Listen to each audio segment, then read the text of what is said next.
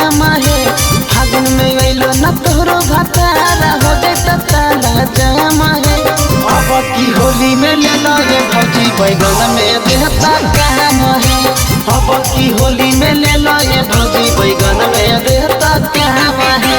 ये करे जोरे से जरिया सुती हो लेके सुबह शाम है। ये करे जोरे से जरिया सुती हो लेके सुबह शाम है।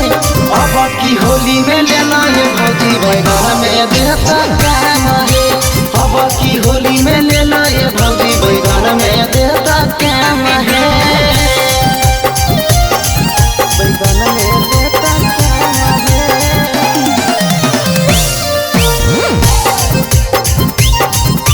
अब की होली में ले लो बैगन में देता काम है। अब की होली में ले लो बैगन में देता काम है।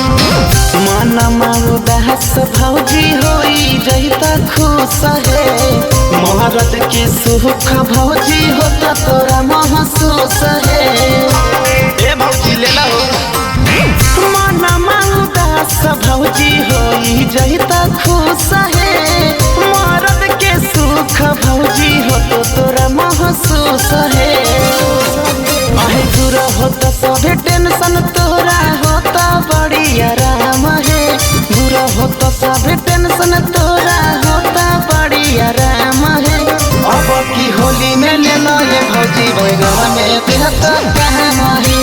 अब की होली में ले लो ये भौजी बैगन में देता काम है। बैगन में देता काम है।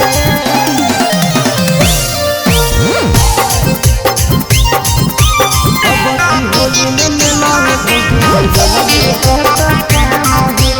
अब की होली में ले लो बैगन में देता काम है। माचा तोरा यही तो भौजी पूरा अंगे अंग है। चढ़ले जवनिया में लागत न जंग है। अरे ले ला ये भौजी माचा तोरा मिलत भौजी पूरा अंगे अंग है। चढ़ले जवनिया में लागत न जंग है। ऋतिक छोटू नानी देता भले कमे दीह दाम है। ऋतिक गौतम नानी देता भले कमे दीह दाम है। अब की होली में ले लो ये भौजी बैगन में देता काम है। अब की होली में ले लो ये भौजी बैगन में देता काम है। आहे ले ले भर फागुन काम देता।